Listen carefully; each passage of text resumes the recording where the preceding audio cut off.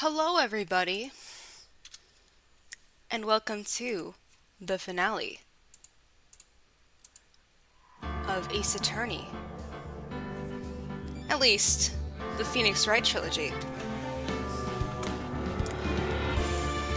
And happy release day! At least, the Phoenix Wright Trilogy.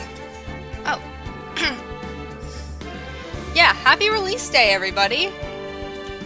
I will probably be playing it immediately after I'm done with this. So, shall we get into it?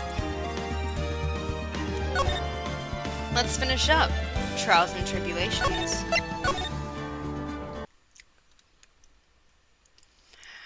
This case has come to an end. A tragic end.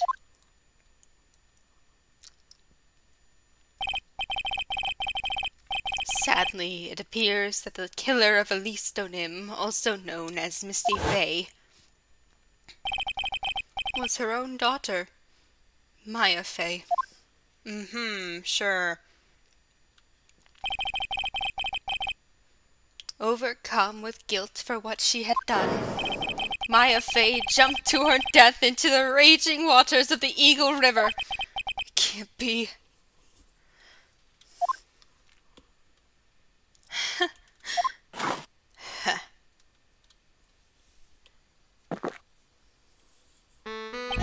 Trite. Have you ever heard this one? Once you eliminate the impossible, whatever remains must be the truth. Quoting Shones, are we? No matter how improbable it may seem. What is that supposed to mean, Prosecutor Godot? That's a fun, reverse callback. According to this witness, Maya Faye threw herself into the Eagle River. However, is that really the truth? Remember, this woman testified earlier that the bridge was already on fire when the murder was taking place in the garden, which means if Maya had thrown herself into the river, it must have been from the inner temple side near the bridge. That's right! That's where she jumped from. But that's impossible. It's impossible to jump into the river from there, as we discussed in the trial 5 or 6 years ago? What? Don't get your panties all twisted up, Trite. Just relax and think through the whole thing again. So, it's impossible. Maya couldn't have thrown herself into Eagle River.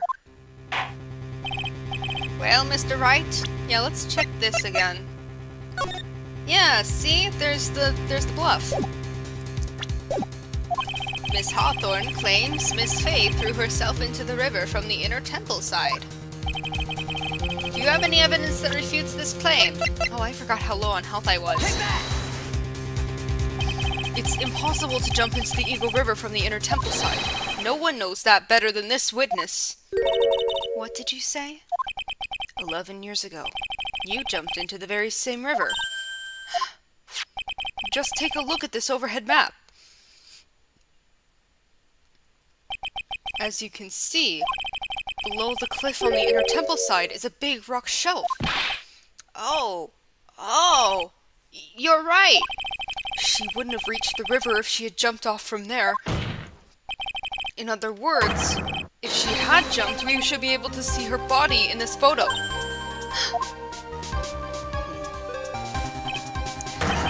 So you finally figured it out. You... No!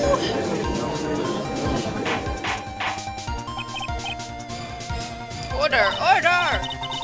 You're just playing with me. Maya Faye's body is at the bottom of Eagle River. There's nowhere else she could possibly be hiding. Miss Hawthorne, have you ever heard this one before? Once you eliminate the impossible, whatever remains must be the truth. Yes, just a few minutes ago. lmao, Maya Faye wasn't inside the sacred cavern. We now know that she didn't throw herself into the Eagle River. Correct? That eliminates all the most likely possibilities. Now, although it seems improbable, there's still one other place she could be. What? What is this one possibility you're talking about? That's obviously a bluff. So where is her dead body then? Finally, I think the pieces are falling into place. Normally, the living have no way to punish the dead. But I think there is a way to give Dahlia Hawthorne the ultimate punishment. Shall I tell you, Miss Hawthorne? Shall I tell you where Maya is this very instant? Maya Fey is... in this very courtroom. There's only one possibility left. Namely, she's right here in this very courtroom. What? Maya Fey is here? You say she's here in my courtroom? Well, yeah, look at her. Dahlia Hawthorne, I seem to recall that you said I had misunderstood one thing, you see. So what? But I think there's one more thing you misunderstood. What do you mean? Tell me something. At this very moment, who is channeling Dahlia Hawthorne? Why, that's obvious. It's Pearl Fey, that pathetic little sniveling runt. Look at your hair. The hair color doesn't change. You're wrong. Pearl's tried, but she couldn't do it. I've never failed at channeling someone. This is the first time it's happened. Isn't there any explanation for why you couldn't channel a spirit? It could happen if someone else was already channeling the same spirit. Someone called me before Pearl did? But who? Pearl's even tried again on the day after the crime, but she couldn't do it. What could that be? I think the truth is becoming clearer to you right about now, am I correct? Ah! It wasn't Pearls that channeled you. There was someone who called you before she could. Take that! This is an easy one. Pearls couldn't do it, and Misty Fey is gone. There's only one possibility left. Come on already, I can't stand the tension! Dahlia Hawthorne, the person channeling you right now must be Maya Fey! What? Boosh. But how could that be? Remember what this witness Dahlia Hawthorne said about her goal? She said that her goal was to kill Maya Fey. Yes, that's right. But if Maya channeled the spirit of someone that was trying to kill her... Well, Gramps, what would happen? Could it be? It looks like you finally understand, Your Honor. Well, I don't! What are you going on about? What I'm going on about is the reason Maya channeled you. And there's only one reason. To protect herself from you. To protect herself? From me? Yes. On the night of the crime, you were only interested in one thing. Killing Maya Fey. The path back to Hazakort was closed off and there was nowhere for her to run. So then the problem became, where would be the safest place to hide? You mean, that's when she channeled me? All this time you thought you had been channeled by Pearls. That's why it never occurred to you that Maya's hiding place was you. No, don't say that! You're saying that I, Dahlia Hawthorne, was played for a fool by that little whelp? Maya Fey killed herself, isn't it obvious? Objection! Sorry, but no. It would have been impossible for her to jump into the Eagle River. This was the only avenue of escape open to Maya. The only way that Maya could disappear from the inner temple. I don't believe you. A stupid little girl like that who has never been out in the real world. She could never have come up with a plan like that. Who could have ever given her such a brilliant idea? Well, me, of course. Mia! Hey, Mia, what's up? Mia Fey. It's been a long time, Dahlia Hawthorne. And Diego. So it's true. It was you. Yes. You're something else. you doing here? That hair. It's Pearl's, right? Tell me something, Dahlia. I want you to think back to that night one more time. You had just cornered Maya in the Inner Temple's garden, and then, in the final moments of the fight, you lost consciousness.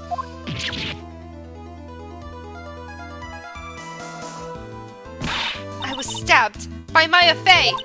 Actually, Maya lost consciousness at the same time as you. She did? Not terribly surprising, since she was about to be killed. Oh, this is a long ending. When she woke up, she was in the training hall. That's when Maya decided she needed help, so she channeled me. She explained in a memo the situation she was in. She asked me what I thought she should do. She did that? I can't believe it! Of course, I didn't have all the details, but one thing was perfectly clear, and that was, I knew that you couldn't be allowed to wander free. Free? What do you mean? It's an anime, right? It was a race against time, so I wrote down 2 things that Maya had to do. Channel Dahlia Hawthorne as soon as possible, and lock herself in the sacred cavern until help arrived. So it was Maya who put that lock on her. Yes, but why did you order her to do those 2 things? If she hadn't done it, Dahlia Hawthorne would have been channeled by someone else. By one Pearl Fey. Pearls? Yes, Pearl didn't properly understand the plan, so all she was trying to do was follow her mother, Morgan Fey's instructions. If she had succeeded in channeling Dahlia Hawthorne's spirit, things would have turned out very badly, to put it mildly. So that's how it was. Dahlia Hawthorne would have used the body of Pearl Fey to kill Maya at all costs. Yes, it certainly sounds like that was the intent all along. How dare you! I won't forget this! Why not just admit it, Dahlia Hawthorne? Your little plan was nothing but a big failure. Yes. Another failure to add to the pile of shame, wouldn't you say? What do you mean by another? Think about it, Dahlia. Remember all your past crimes? Not a single one of them was a success. They all ended in failure. Yeah, you trying to kill me, you trying to kill Diego, you trying to steal that diamond, and you trying to kill Mia, and, yeah, was not Maya, yeah. Basically, you're a failure. What? How dare you? 11 years ago. The fake kidnapping. Your very first crime.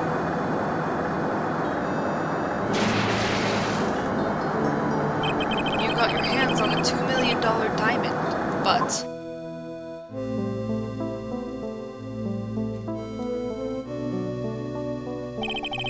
After Terry Falls escaped and went to meet with Valerie Hawthorne, the truth was exposed. Shut your mouth! That wasn't my fault! It was because of that stupid oaf of a prisoner and that weakling of a policewoman. And then, 1 year later, you tried to kill me. And as you can see, I'm standing right here. Well, I'm still alive, but... you wound up killing someone else.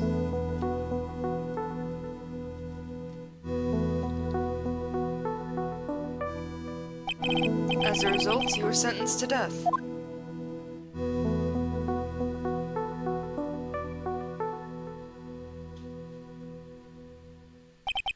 It's one stupid move after another for you, but it's no longer funny.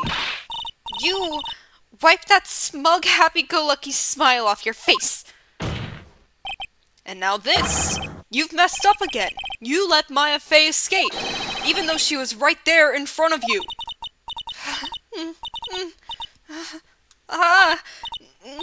Mia Fey... Mia Fey? I'm not gonna read this. You spinster! I was supposed to kill Maya Fey like I swore I would. If only you had gotten this spiky-haired jerk the guilty verdict, I wouldn't have been hanged to death! True.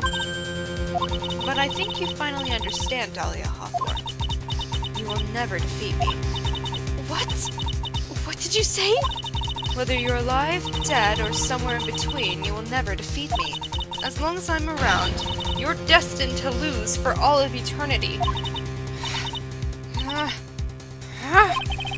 I remember what you said earlier in the trial.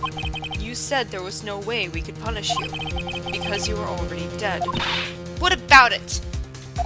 Then you said, even when the body dies, the spirit, the ego, it lives on, forever. That's very true, Dahlia.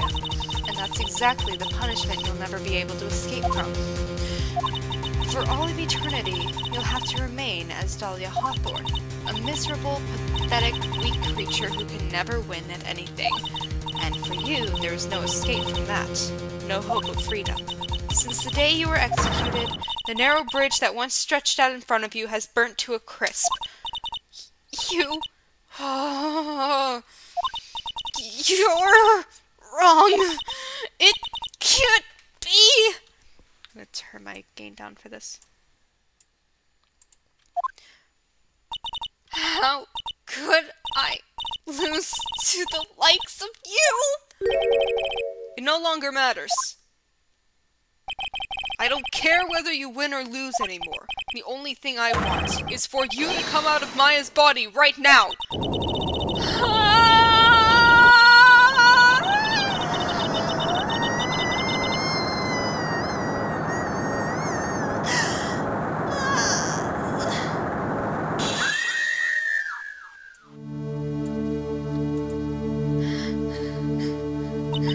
I'm not ready. Not ready to go. Burnt in blue fire. In the shape of the Magatama. Oh, wow.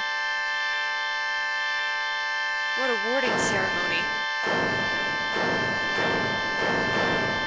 All her past crimes laid bare.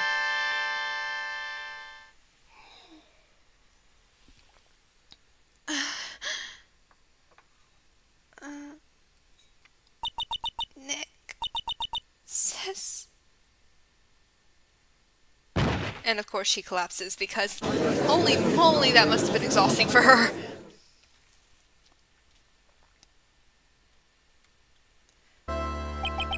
Now then, I assume you are the real Iris? Yes, I was just rescued from the sacred cavern.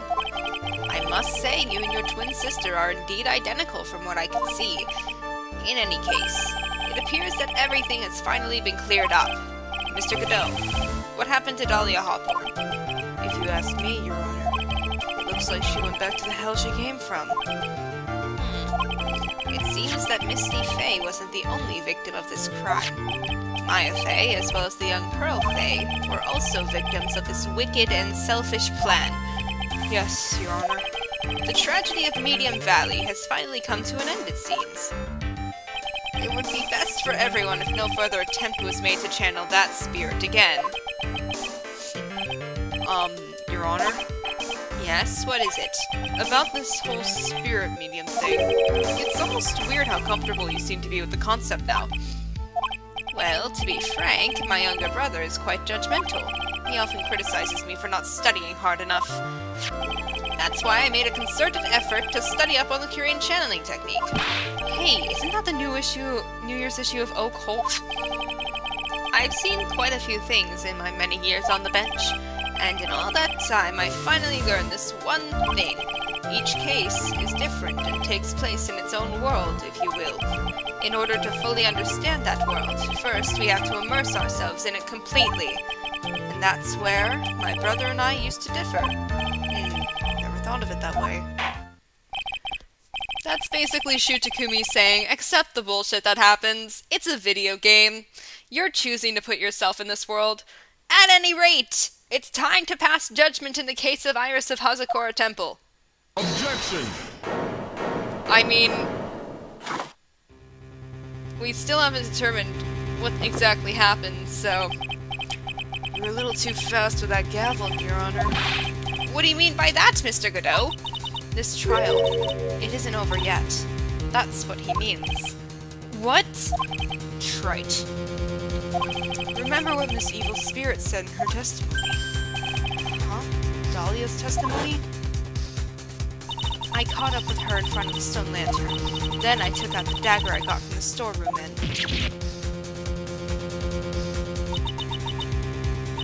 It's strange, but I don't have a clear memory of what happened after that. I think I was stabbed. Just as Dahlia Hawthorne was about to attack Maya, she was stabbed and killed by someone. Yes, that's right. The person that was ultimately killed was the spirit medium that channeled Dahlia. At least O'Nim. No. Misty Faye.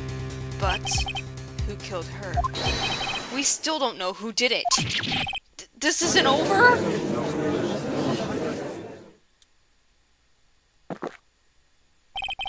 Unless someone else is found guilty, the accused is still on trial. We can't let her walk until there's evidence that proves her innocence. No way! This is absolute bullshit! But this court isn't prepared for any further testimony. The prosecution is ready to call our final witness. Final witness? This one will clear up the whole mystery. The mystery of who killed Misty Faye. Indeed. Is it really alright, Mr. Prosecutor? Of course it's alright, Madam Attorney. Very well then. Who is this final witness? Isn't it obvious? There's one person who saw the whole event and will put the final dagger in this case. Someone who saw the murder take place? The very person who saw her mother killed in front of her own eyes. You mean Maya? You can't! She can't testify after what she's just been through! We need to find the truth. The prosecution calls Maya Faye to the witness stand. Very well. But first, we'll take a brief recess. We'll have to wait for Miss Faye to recover before summoning her. Once we receive the doctor's permission, we will proceed with the trial. H. Wright. Got something to say to you, so listen up. What is it? I don't think much of you as a lawyer. It's always the same with you. You somehow managed to just squeak by without even a faint understanding of the case. Some beautiful woman always seems to come dashing in at the last minute to save you. Oh, you still think I'm beautiful, Diego? You've got some nerve! But that's not going to happen this time. This time, you're going to have to do this by yourself. That's enough. This court is now in recess. So I guess Mia's not going to be our co-counsel for this next section.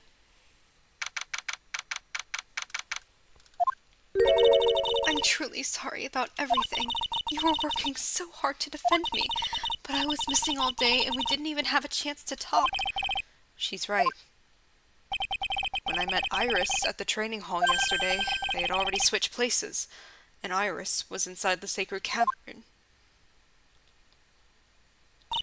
I wanted to at least be in the defendant's box today to root you on. Well, it wasn't your fault. You were locked up this whole time. There's something more important than that, though. I have to ask you, why did you help your sister out as much as you did? Huh? If you had tried to get help at the sacred cavern yesterday, you wouldn't have spent an entire day locked up in there. My sister... I felt sorry for her. She was abandoned by our mother and never got any love from our father, either. Yes, but it was the same for you too, wasn't it? Yes, but at least I had Sister Bikini, who was like a mother to me. If only Dahlia had come with me to Hazakura Temple. I always loved her. Dahlia was so smart, so strong, she never complained about a thing. That's why I promised her that I would help her. Are you talking about the fake kidnapping case 11 years ago? Yes. I wanted to be useful to her in some way.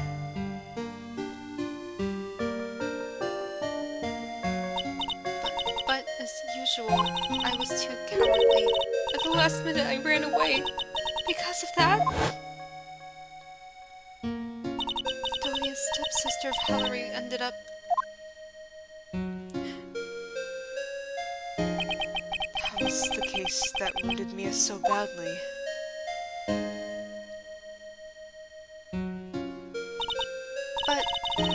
things didn't end there, of course.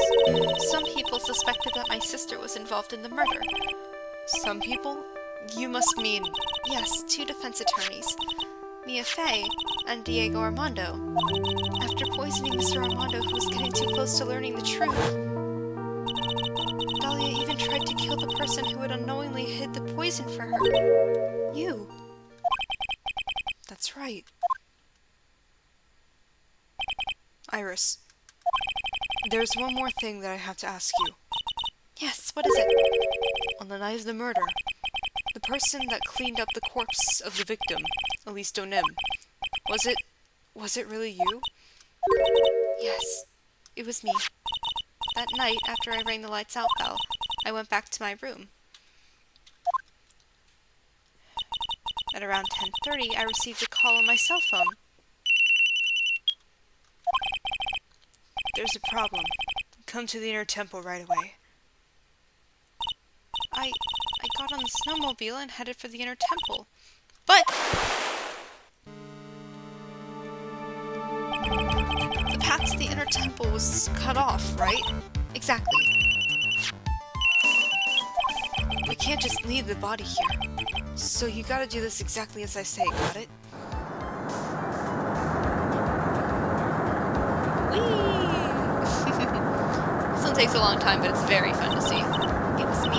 I was the one that received her body. The murder weapon had been left in her body so she wouldn't bleed too much. The staff that Mystic Elise always had. I knew it. So the actual murder weapon was the staff. Yes, that's right. I brought the body back to Hazakura Temple on the snowmobile. But why did you alter the body? I didn't want anyone to know that the staff was the murder weapon. I didn't want to leave anything that would lead back to Misty Fey. So I dressed her in a robe and stabbed her with the Shishishido. I wiped the blood off the staff's blade and left it next to her on the ground. Iris, just tell me one last thing. Tell me the name of the person that called your cell phone. The real killer. I'm sorry, Mr. Wright. I can't do it. I can't say who did it. I see. Defendant! Yes? The judge is calling you. He wants you to see you in his chambers. He has some questions about Dahlia Hawthorne. Alright. Well then, I'll see you later. There's something I want to tell you. Oh, okay. Something she wants to tell me. I must be blushing too. So it's true. Iris cooperated with the real killer. Maybe even from the very beginning. Phoenix. Mia. How is Maya doing? Physically, I'm not worried. She'll recover completely. But emotionally, she's been hurt very badly by this case. I see. You don't mean she's learned who Elise Donim really was?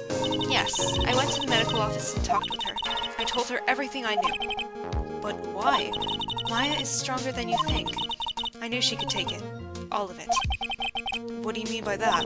I want you to figure that answer out by yourself. The trial is about to restart. The real killer. Do you know who it is yet? I've got my suspicions. Iris wouldn't tell me who called her, but still, I think that just maybe I know who it was. That night, the victim was killed in the garden of the inner temple, and the criminal wasn't just there by accident, which means that the killer knew of Dahlia's plan from the very beginning. And one more thing, the victim was moved to the Hazakura Temple side by pendulum. In other words, the criminal couldn't cross the bridge. That means they were stuck on the inner temple side for almost an entire day.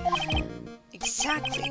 So the culprit was someone that wasn't in Hazakura Temple the following day. That's as much help as I can give you. The rest of the battle is yours to win. Or lose. Okay, I've got it. Thank you, Mia. Finally. It's almost time to bring this case to an end. What exactly did Maya see, anyway? And who was it that actually killed Misty Fey? Whoever it was, I have to prove it. Me. All by myself. All by myself. Alright. Let's keep going. Part 4-3. Trial.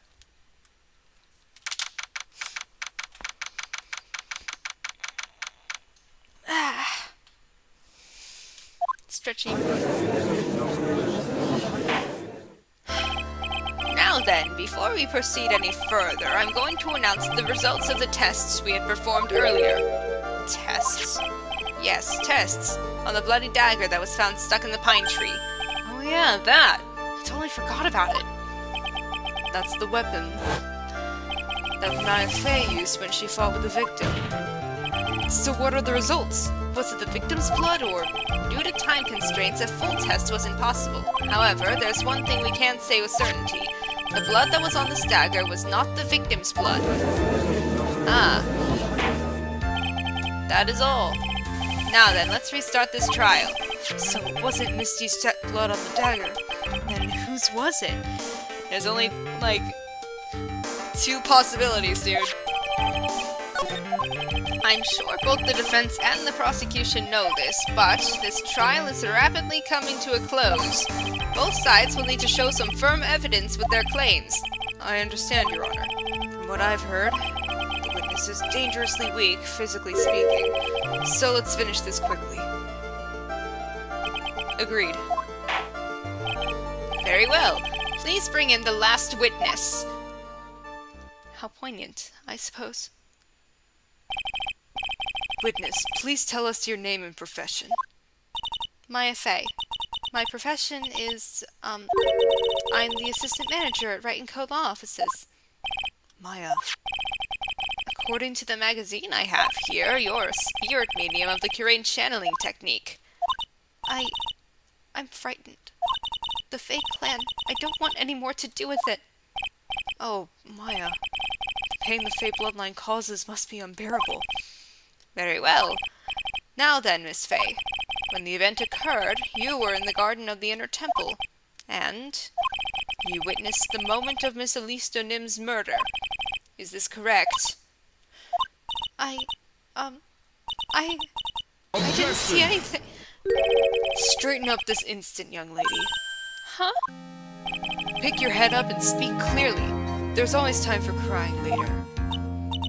But Your mother was killed right in front of your eyes. There's nothing you can do to change that fact. But there's something you can do. You can finish this. You've been watching the whole thing, right? You've seen the witnesses come out and you've seen us squeeze the truth out of them. Now it's your turn. Let's hear your testimony. On the night of the crime, what exactly did you see happen? Why is he so nervous? Witness, if you please. Yes, Your Honor.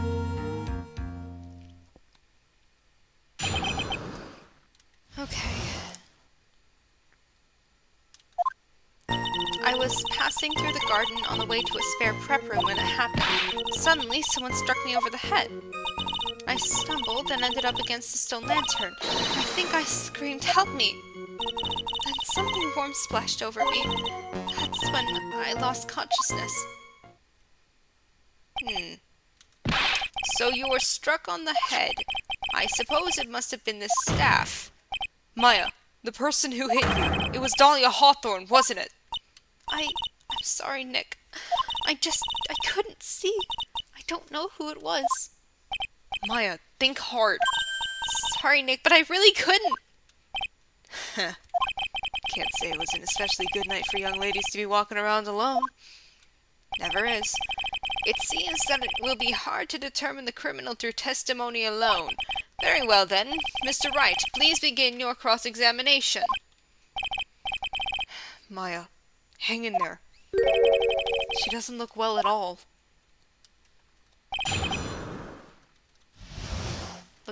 Let's not waste any time. Hold it! You think you screamed, but you're not sure. Listen, I was a complete wreck. It was dark and I couldn't see my attacker. Was it a man, a woman, an adult, a child? I had no idea. I was scared out of my wits. Believe me, my dear, I'm certain I would have soiled my robes. I thought this person might attack me, so I So, Anyway, I'm pretty sure I screamed. I thought that was my last hope.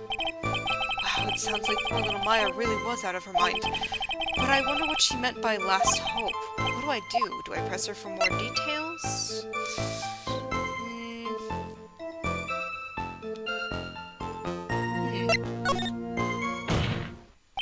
Wait a minute, Maya.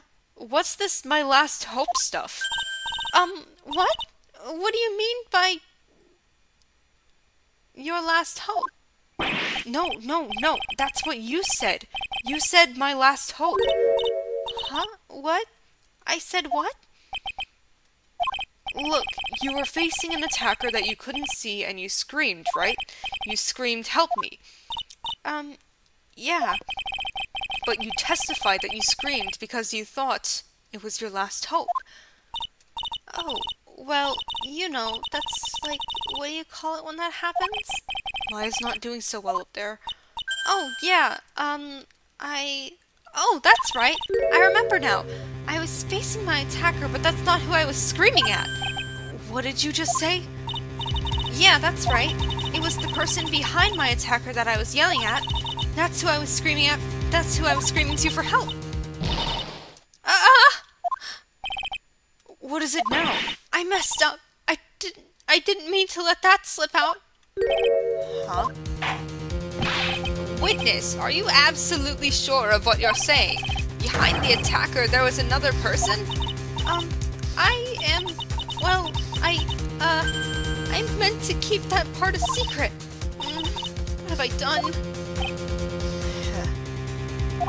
It takes a ton of pressure to make a diamond. That's what I always say. You haven't said it once. A ton of pressure.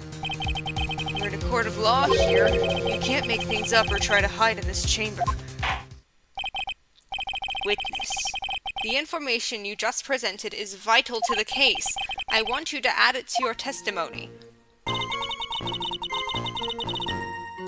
I could see a man behind my attacker by the light of the stone lantern. Well, the stone lantern was out the entire night because of the bad wicks, so come on, dude. So there was a man standing behind your attacker. Yeah. That man, he's the killer. He stabbed her from behind. He's the one who killed Elise O'Nim, otherwise known as Misty Faye, your mother. The killer? Maya, you know who killed your mother, don't you? What is the meaning of this, Mr. Wright? To be frank, Your Honor, I think she is in shock and quite confused. That's why she hasn't noticed the huge problem with her testimony. Huh? What do you mean? What problem? Maya, on the night of the crime, that stone lantern was out of commission. Huh? What? It's true. There was no light anywhere in the garden that night. No! Order in the court! Mr. Godot, explain this! Add the pureness of milk to the perfect clear darkness of coffee. Stir. That is the state of the witness's mind right now. A cup of café au lait. Café au lait? Is that even legal? Mr. Tright's words are the milk and you are the spoon, Your Honor.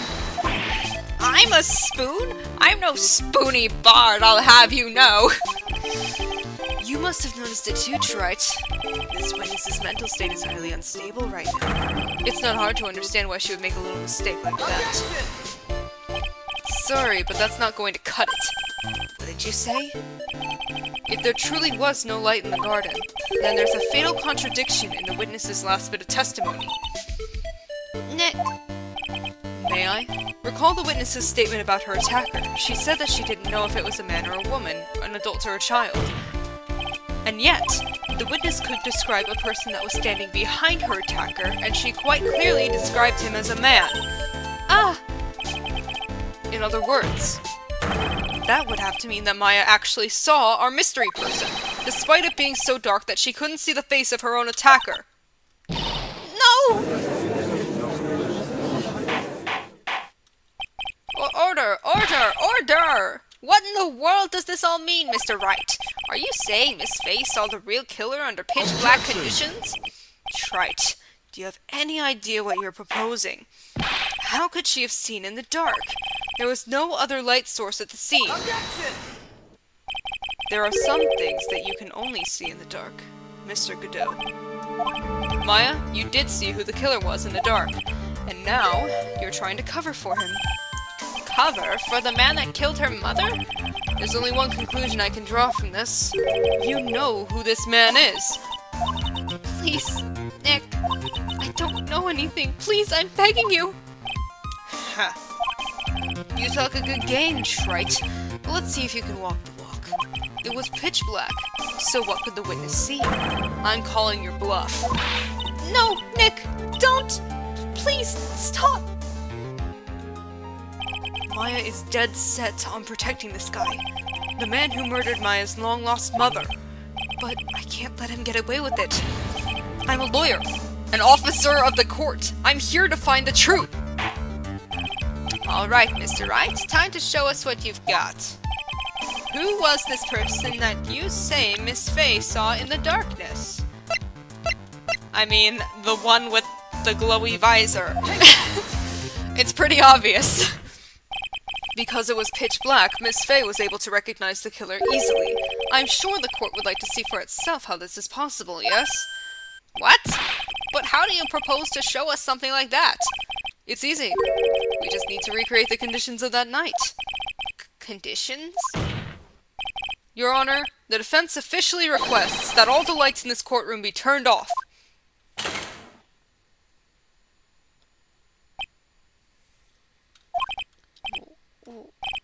This is... But it can't be!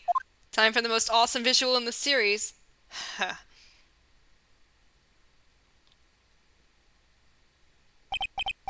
was a nice bit of deduction. Trite.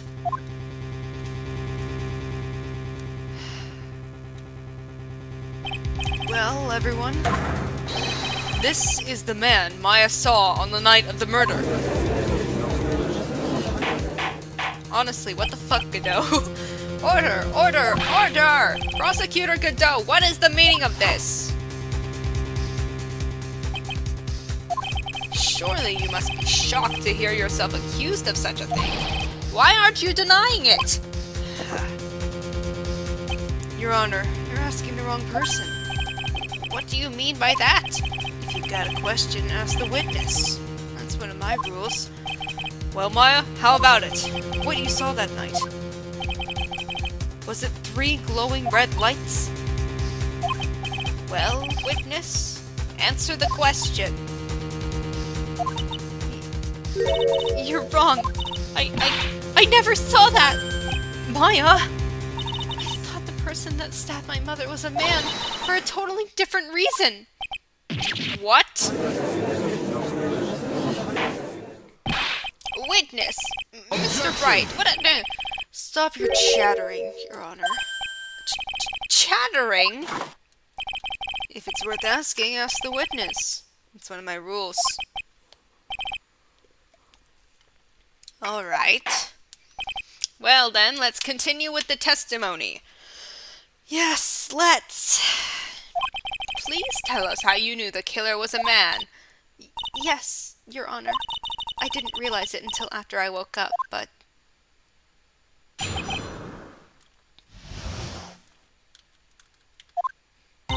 When I came to, I was just lying there on the training hall floor. I was changed. The torches were lit, and the body was gone. And all of the snow around the stone lantern had been carefully cleaned up, too. Since the person did all that work alone, I just assumed it was a man. Sure. Who do we know who can't see red? So it was after the crime took place that the witness came to think the killer was a man. Yes, that's right. I'm sorry, Your Honor. I know I'm being reductive, but... No need to apologize. It's as Mr. Godot said, you're utterly exhausted. It's only natural that you would be a little confused. Also, if you consider the situation you described, it doesn't seem too much of a stretch to assume the culprit was a man. Mr. Wright, proceed with your cross-examination. Okay, Maya, you need to stop lying on the witness stand. Yes. Okay, wait. The torches were lit. Yes, that's how I noticed that the whole scene had changed. I'm going to say it was the killer who lit the torches. I mean, who else could it be? The killer probably lit them since it'd be impossible to do any cover-up work in the dark. However, if that's true, there's one thing that still bothers me. Why did the killer go to the effort of moving the body? That's true. It's hard to see how that would be of any advantage to the killer. The only one who would gain anything from that would be the only person that was at the inner temple, Maya. Very well. Let me hear some more about the condition of the crime scene. And all of the snow around the stone lantern had been carefully cleaned up too. So you're saying the killer cleaned up the snow? It did look really odd. The snow was removed in an unnatural-looking rectangular shape around the lantern. There were a lot of shovels around the inner temple, but they're all really heavy. Way too heavy for me to use. An odd fellow indeed, this killer. Why on earth would anyone want to take snow away? Well, there's one thing I can think of. Didn't you say that a lot of the victims' blood sprayed onto the snow? Yeah, the area I collapsed in ended up being splattered. In other words, the killer's purpose was to hide the bloody snow. I think that's the most reasonable explanation. Perhaps. However, there's something that's bothering me. If the killer just wanted to hide the snow with blood on it, there was no need to remove that amount. That's true. He could have scooped up just the snow that was stained with blood. Unless he didn't know. Looks like there are some mysteries behind this issue, but I think this will help explain them.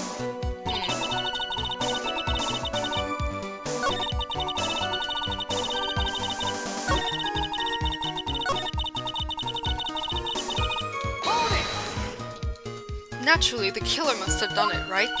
Yes, I think so. But why would the killer tamper with the crime scene like that? There must have been something that the killer desperately wanted to hide. The truth is, when I saw the crime scene, I felt something. You did?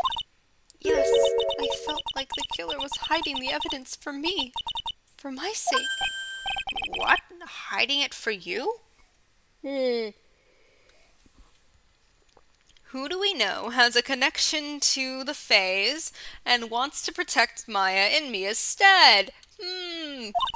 Everyone knew that I was the only one at the inner temple that night. If Sister Bikini had come back and looked at the garden, she may have thought that you had done it. No, she definitely would have thought so.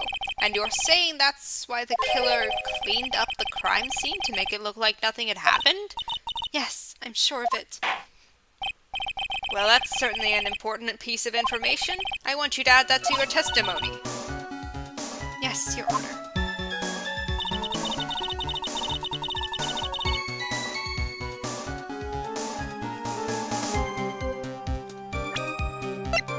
Stone lantern again. The body of Elise Nin was carried all the way to Hazakura Temple's courtyard. Then at the garden, the real scene of the crime, the snow that we suspect was covered in blood was scooped up and removed. It's reasonable to believe all this was done in an attempt to hide the true crime scene.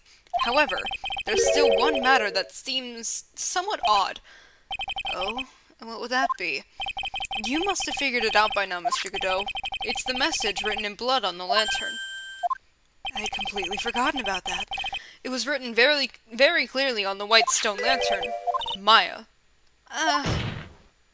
If the killer was so motivated to protect Maya from suspicion, then why didn't they wipe the writing off the lantern? You're right. Order, order, order! But Mr. Wright, isn't it a fact that the killer was trying to cover up the crime scene? Indeed. But it doesn't make much sense to move the body and remove the bloody snow, then not wipe off the most incriminating thing of all, the bloody writing.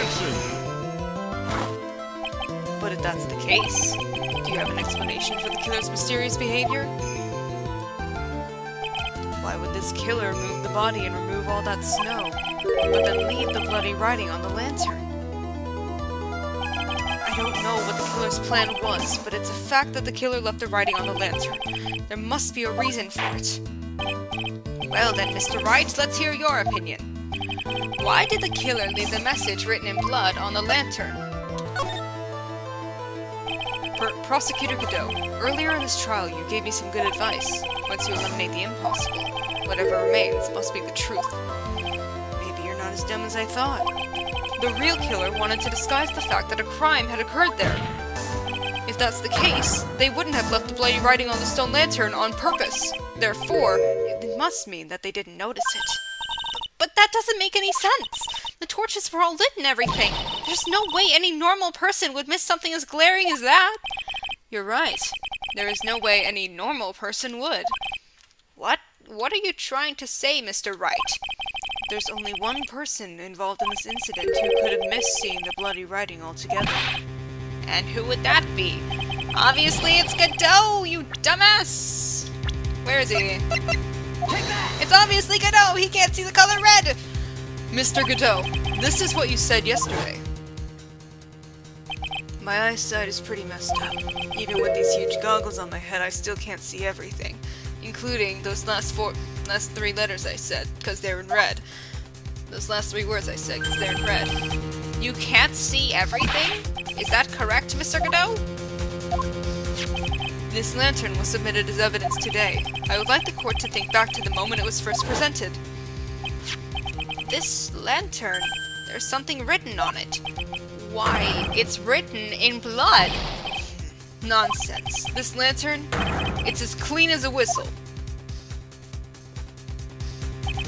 Mr. Godot, just admit it. There are certain colors you can't see, correct? You can't see red on a white background, can you? That's right. We went through this once before, during the poisoning case at Tribulations. There we go. This is the apron the delightful Miss Bird was wearing at the time. It somehow spilled coffee on. There's something still bothering me, Mr. Godot. Why have you not explained the bloodstain to the court? Bloodstain? What bloodstain would that be? Don't play games, prosecutor. The blood-colored stain that's smeared all over the apron. That's ridiculous. No one told me anything about a bloodstain. Because they all assumed you could see red. You could see the coffee on the white apron, but you couldn't see the ketchup, because it was red. It's strange. In a black and white photo, those letters would have appeared black to me. I wonder, why am I the only one that can't see them? Because your visor makes it impossible for you to see red on white, of course. So then, Mr. Godot, are you admitting it? Oh, does that tie in with red-white? Are you admitting that you can't see the red writing on the lantern? Hey, Gramps. Didn't you know? That's the reason why I don't drink red tea. I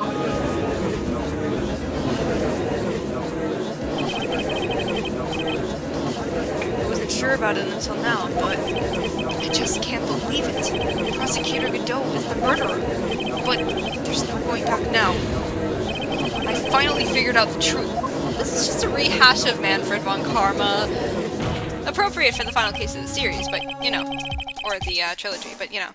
Mr. Godot, the defense at this time formally accuses you. You are the murderer of Miss Elise Donim, also known as Misty Faye.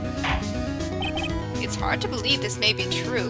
However, once again, Mr. Wright has brought up a disquieting fact about you.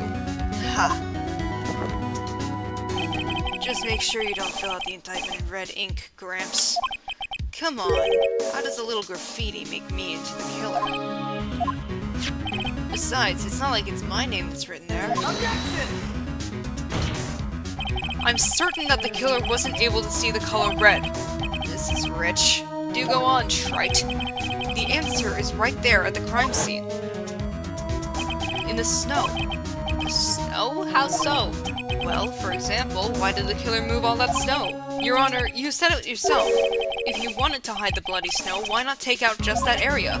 Yes, why didn't he take just that area? Ah! Could it be? Yes, the killer couldn't see the red blood that had seeped into the snow, and so he had to remove all of the snow. He couldn't be sure of where the blood had landed, so he removed the whole area. Objection! Is Isn't it more likely that the killer couldn't see the blood because it was dark?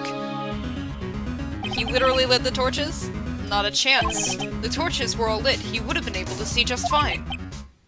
It seems that once again, this trial has taken an unexpected turn, to say the least. Can you explain this, Mr. Godot? Poor Maya. Hold it! Wait! Wait just a minute! Maya, What is it, witness? Mr. Godot isn't the killer. After all, he didn't even come to the inner temple until 2 days after the murder took place. He didn't show up until after that old bridge got fixed up. Maya, you can't testify to something like that. Why? What do you mean? I may not look it, but I'm... After the murder happened, you didn't even exist. She didn't... I'm afraid I don't follow. Remember the Curane channeling technique? The channeler loses their spirits for the duration of the channeling. Are you senile, old man? We established this just a little while ago. After the murder, this witness was unconscious for a long time. Because she was channeling Dahlia Hawthorne. Oh, that's right. I did read up on that. Please, Your Honor, let me add to my testimony. Nick, please listen to me. Maya, do you plan to cover for Godot no matter what the cost? If that's the case, then I've got no choice. Your Honor, let's hear her testimony. If it means we're going to hear the whole truth, I say we should not silence her. Nicely done, Trite. Very well, let's hear the witness's testimony. Please tell us what happened at the inner temple after the murder. Yes, sir. After I woke up, I began channeling, and my spirit left me, as it were. But little Pearlie was there at the inner temple, too. True. Pearls was there. Pearlie was also stuck on the inner temple side that night. The next morning, she looked around but couldn't find anyone. The next day, when the bridge was finally fixed, she was in the spare prep room. That's when Mr. Godot arrived at the inner temple for the first time. He found Pearlie first and cheered her right up. Who is this Pearlie? That's my little cousin, Pearl Fay. So when did you hear about this? Oh, just a while ago when I was in the medical office. I'm terribly sorry, but what you heard from someone else is simply not admissible as testimony. What? Come on! Pearlie would never tell a lie. She's a way more honest person than I'll ever be. Real smart, Maya. You always know the best things to say when you're under oath. The prosecution has no objection. You believe the witness? Mr. Godot! Let's just move on to the cross-examination. If the defense has no objections... This is highly unusual, but... Well, Mr. Wright? Let's get this cross-examination started.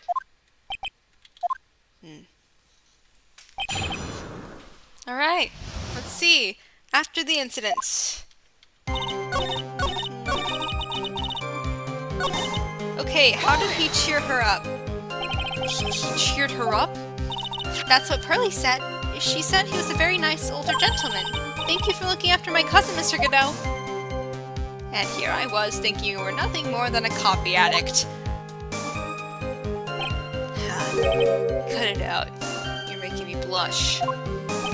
This guy is really beginning to get on my nerves in more ways than one. The truth is, there aren't many places to look on the inner temple side. The policemen were all busy going over the garden with fine-tooth combs, so I decided to carry out an investigation in my own way, Godot style.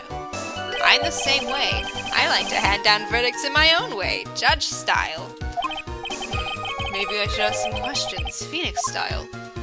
What about your investigation?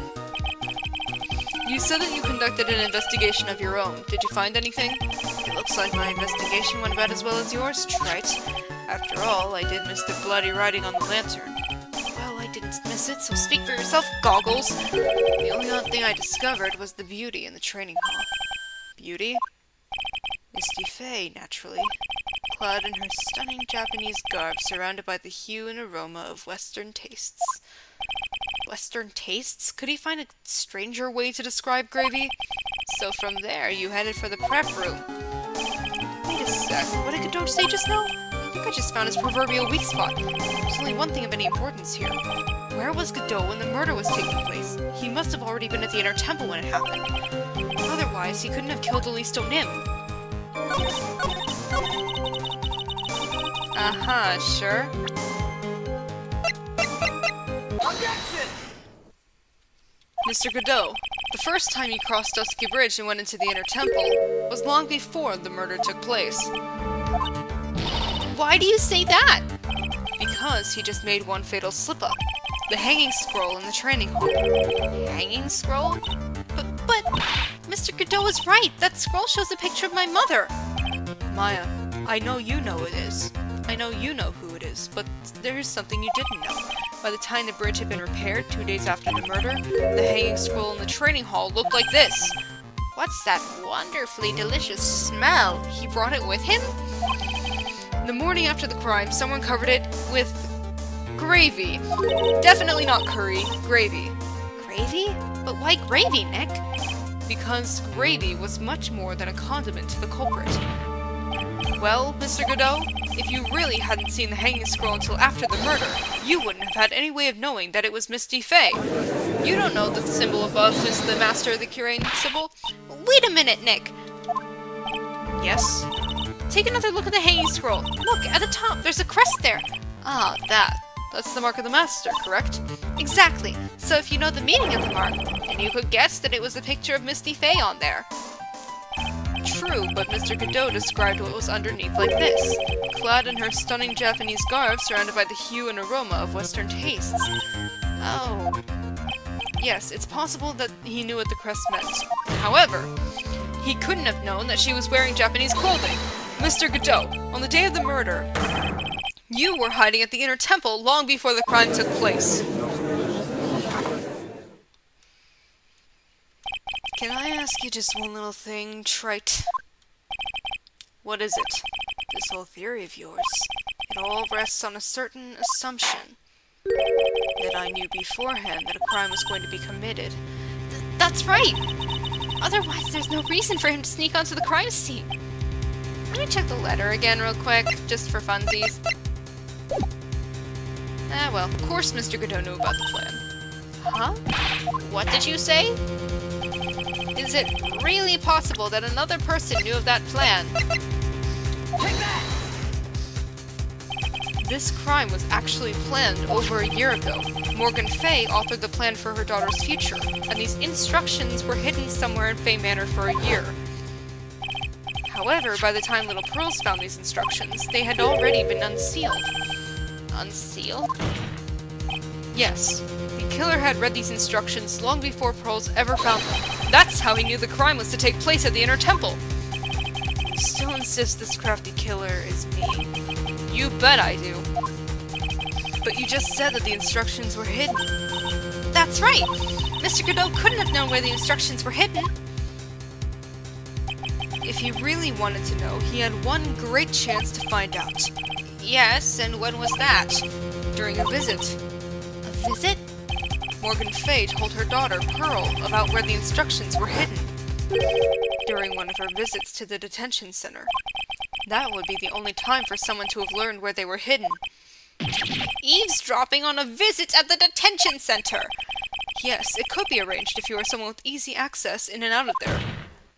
Like, for example, a prosecutor such as Mr. Godot. Boosh! We got him, guys! We got him, boys! Order! Order! Order! Mr. Godot, you're under fire again! This murder could not have been carried out without prior knowledge, and you are the only one that could have acquired this information before the murder. All the other prosecutors I know were out of town, so it had to have been you. Humans are afraid of the dark, and yet, at the same time, we're fascinated and bewitched by it. Maybe that's why humans drink the darkness that is coffee. No, I think that's just you. Sorry for always asking, but what does that mean? It means there's a reason for everything. According to your theory, the killer in this case eavesdropped on a conversation during the jail visit where he learned of a hidden plan for a crime. After discovering the plans, he hid in the Inner Temple and waited for the crime to occur. Then he ultimately took a person's life.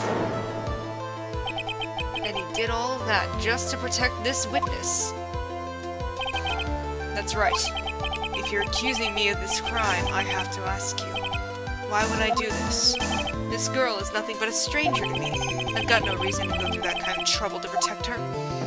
You sure about that? What about your old partner? I am what you see. I am certainly not the type to rescue the damsel in distress. The killer's behavior is certainly extreme, for lack of a better word. Even considering that the killer wanted to protect this witness's life, his behavior is still a little too unnatural. However, you had a good reason, didn't you, Mr. Godot? An unshakable reason that forced you to protect this witness at all costs. You're part of witness protection, aren't you? I knew it. You figured it out, haven't you, Nick? Maya, I guess you were doing your best to cover for Godot. For the same reason, huh?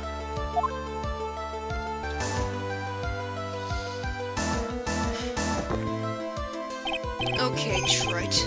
I'm all ears. Let's hear it. It's very simple. Maya Fey is a lot more than just a stranger to you. What's this? There's one person who lies at the very center of this whole story, including the rest of the games. One person that ties you and Maya Fey together inextricably. There's a very good reason why Maya Fey's life is so precious to you. After all, she is Mia Fey's only sister. Mia Fey. You once worked alongside her. That was when you were a defense attorney. Wait a second here. Mr. Godot is a defense attorney? With your honor's piercing intellect, you must have figured it out by now. The real name of this man who calls himself Godot. His real name is Diego Armando. Isn't that right?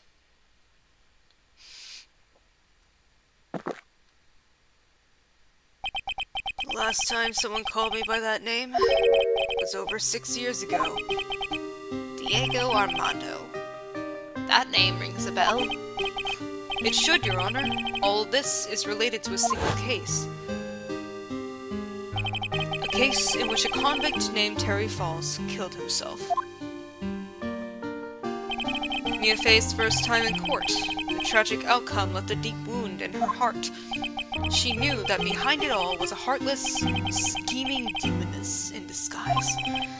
But in the end, Mia couldn't tear off that disguise.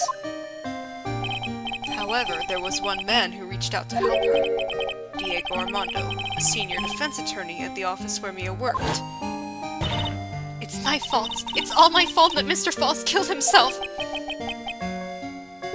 Mia, you can't cry yet.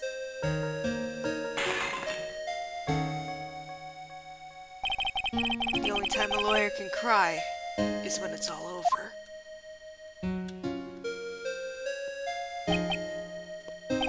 I was moved by her. The way she put all her faith in her clients. That pure, sweet heart of hers. That's why I could never forgive Dahlia Hawthorne. Mia and I thoroughly investigated that fake kidnapping incident. Then one fateful day, Dahlia wanted to meet with me. It had been 6 months since the trial. We met in the courthouse cafeteria. Ah, I just remembered. 6 years ago, right here in this courthouse. You were poisoned. Even I didn't see it coming. Dahlia didn't end my coffee. Some newspapers at the time called it a murder, but very little information about the case was released to the press. But you weren't dead at all. No official reports ever actually called it a murder. I was just in a deep, deep coma. I see. My body shut down and my life became nothing but a long, deep sleep. That woman's poison did a real number on my central nervous system. I lost my sight, and all of my hair turned white due to the damage it caused. That's terrible. But the white hair is a really good look on you.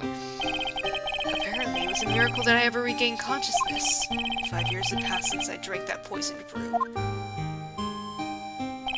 Then one morning, my eyes flew open from the smell of a doctor's cup of coffee. 5 years?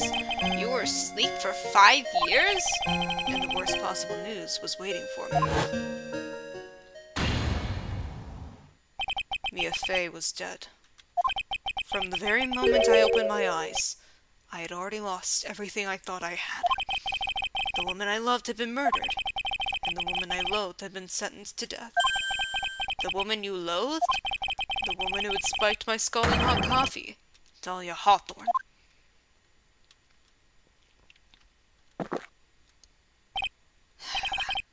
Good old Mia.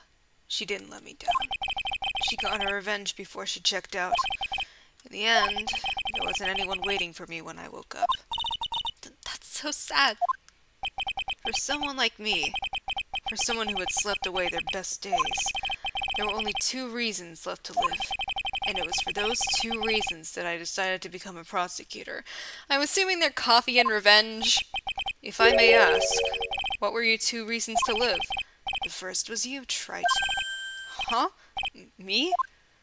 If I hadn't drank that stupid poison, Mia Fey never would have died, much less the way she did. You were the only one who was there to protect her, But you let her die. It was all your fault. It wasn't like that. I wanted to see for myself what kind of a man you really were. So that's why you became a prosecutor. My other reason for living, she goes by the name of Mia Fey.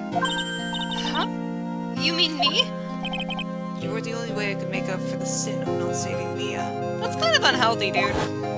You should live for yourself more. 1 year ago, when the Curane Village incident wasn't resolved, it was obvious that Morgan Fey was planning something. Whatever her evil plan was, I was determined to stop it. My role as a prosecutor put me in the perfect position to do something about her. That's how you overheard Pearl's visit with Morgan at the detention center. I knew that the time was drawing near. Since I knew the plan, I thought I could foil it. My goal was to outwit the plan. I thought if I could do that, I could keep that girl from being caught up in it. That makes sense. If Pearls had known that the actual purpose of the plan was to kill Maya, she never would have helped out. Finally, the day of the plan was drawing near. I contacted both of my accomplices. Accomplices? Iris of Hazakura Temple and Misty Fey. I especially needed the help of Iris. She was to take the fall of my backup plan in case we couldn't control Pearl Fey. But how did you contact my mother? She had been missing For almost 20 years.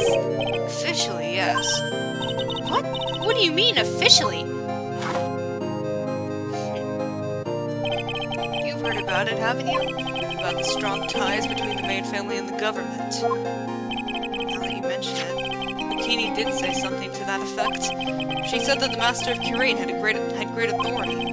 Even without her official position, Misty Fey still wielded great influence. The police have been keeping an eye on her movements all this time. That's how I was able to contact her. Again, because of my position as a prosecutor.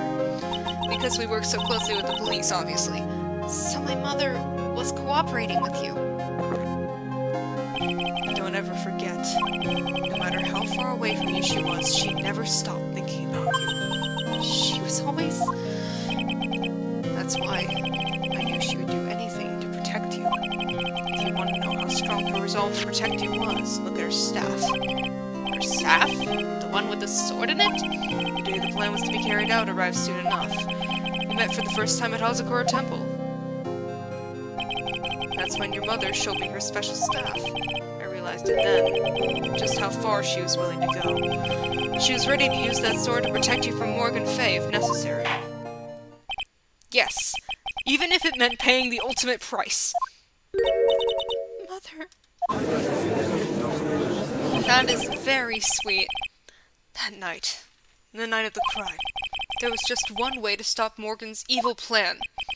you mean Pearls, don't you? We had to make sure she didn't channel Dahlia Hawthorne. Well, Pearl, what are you going to do tonight? Well, if you'd like, you can come to my room. Perhaps we can read some books together.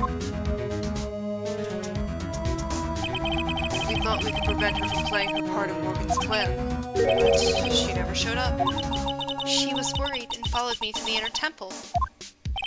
That was the thing we were most afraid of. And that's why Misty Faye had to do the channeling herself. She channeled Dahlia Hawthorne into her own body. What? What do you mean? If she channeled the spirit first, then Pearls wouldn't be able to do it herself. As Master of Kirain, Misty Faye's power was supreme, so that's how it went down. She channeled Dahlia Hawthorne so that Pearl Faye wouldn't be able to.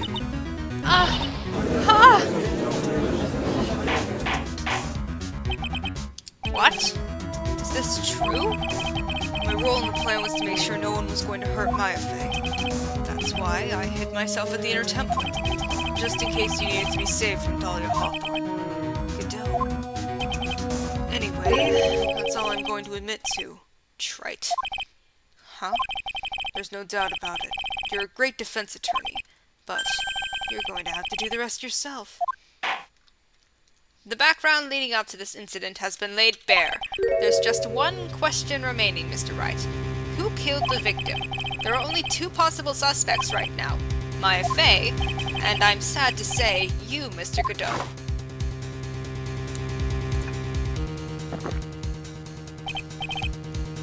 Well, Trite. If you're the real deal, then finish this thing once and for all. Show us beyond a shadow of a doubt that you can finish this on your own. No, Nick! Please don't! Maya. I heard the whole thing from my sister in the medical office. That's why I have to protect Mr. Godot. I can't do it. I can't testify against him. After all, he's the man who put his life on the line to protect Mia. And me too. Maya, I know that. Nick. But even so, it doesn't absolve him of his crime. Please, Maya, testify! Miss Faye, your testimony, please. This is the final testimony. For real this time. Don't bother trying to hide anything, because I'll know. I want to hear the truth from your own lips. I understand. I'm sure you're right. I'm ready now, Nick. Alright, young lady. Tell us about the moments before you lost consciousness. What exactly happened at the time of the murder?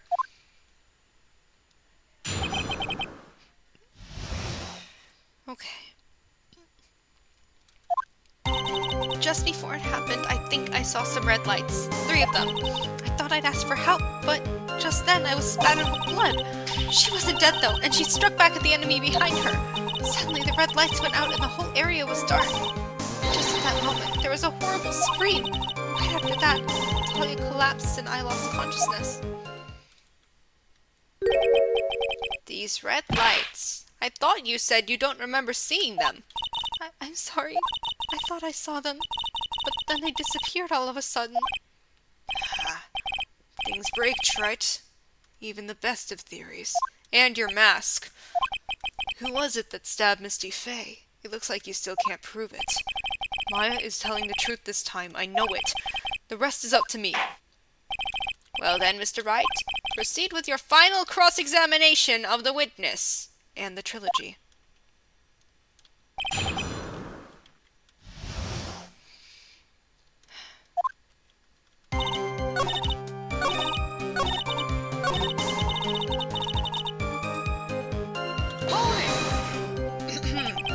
What do you mean by just at that moment? Do you mean the moment when the red lights went out?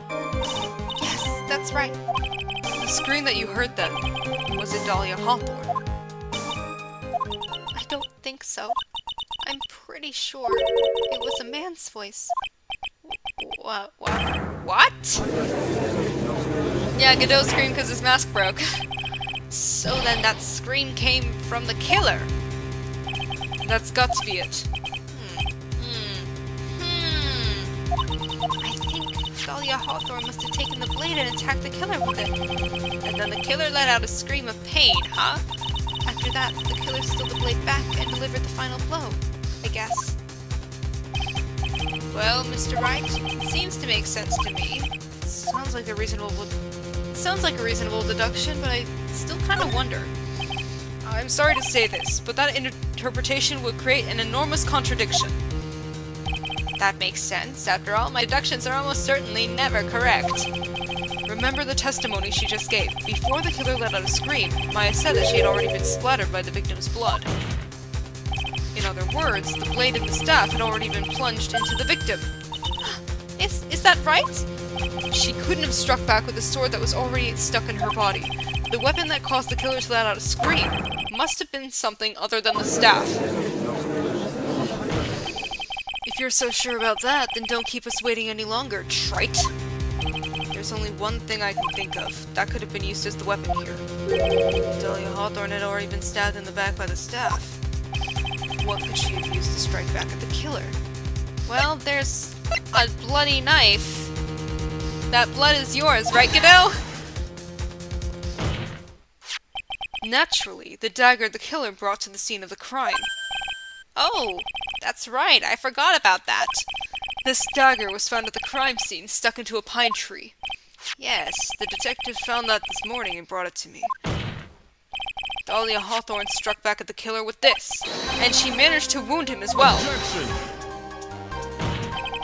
Just because he let out a scream doesn't mean that he was wounded. For all we know, the blood on the dagger could have been from the victim. Have you forgotten that the blood has already been tested? Since we learned it wasn't the victim's blood, it must be the killer's blood. The killer must have a wound somewhere on his body. So you're saying the blood on this dagger belongs to the killer? Exactly. A DNA analysis of the blood would prove it beyond a shadow of a doubt. And yes, Mr. Godot, it would prove that it's your blood! Nice theory, trite. Order in the court! Is this the end? Have I done it?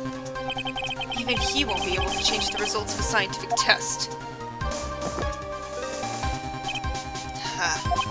Let me ask you something, trite.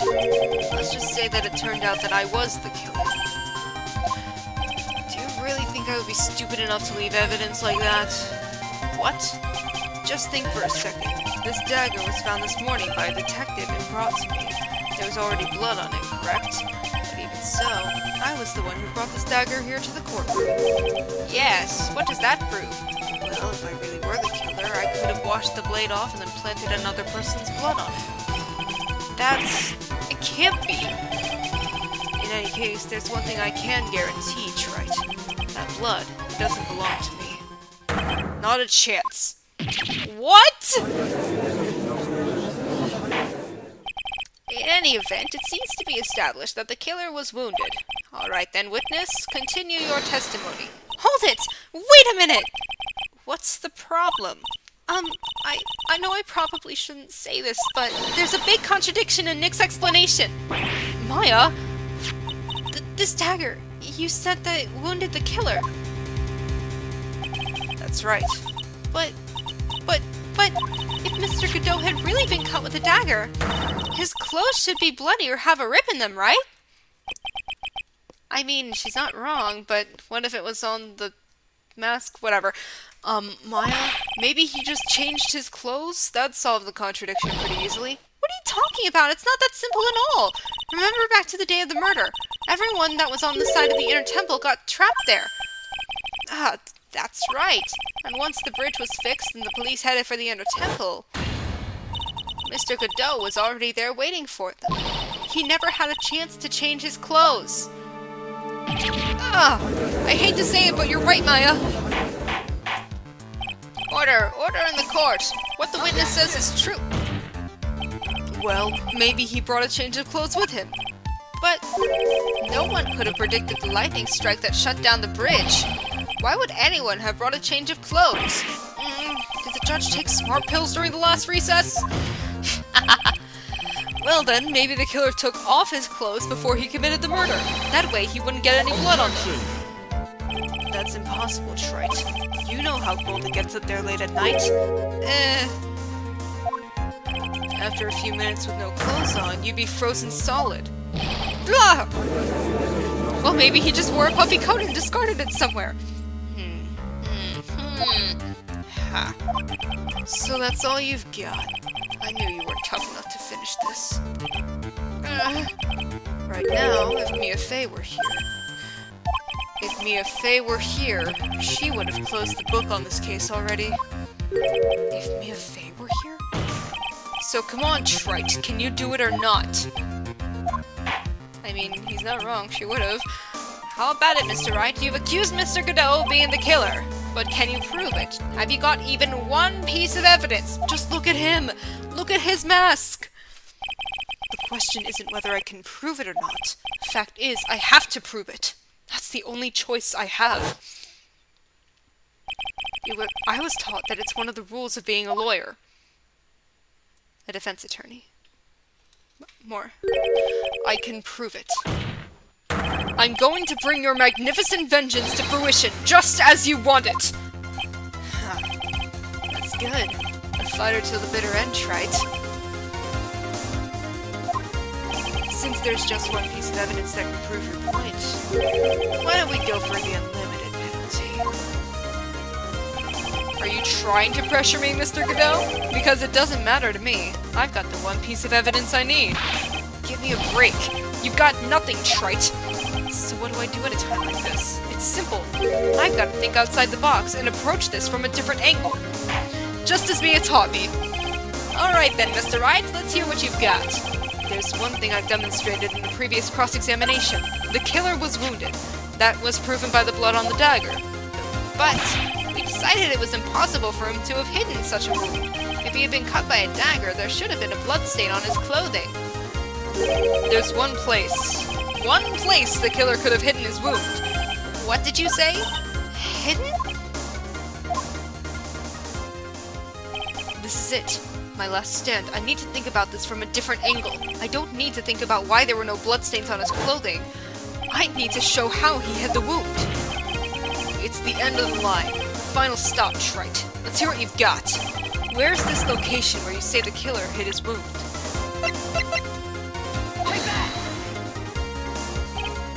Ha! I don't know what you're talking about. And frankly, I don't need to know. What I do know is that you'll never be half the lawyer she was! Isn't that right, Trite? What was that just now? Mia? It can't be! You're living on through him? Even as we speak, you're still hiding the wound.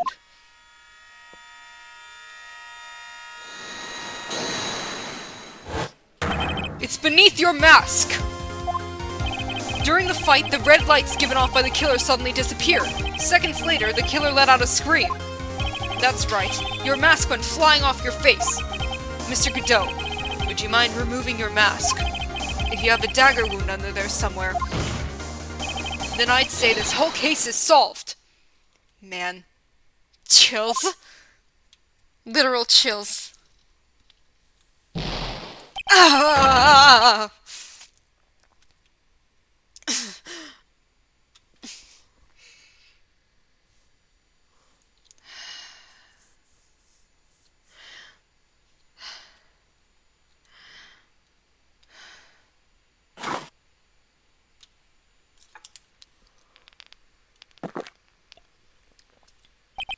Just now, I saw her spirit in you.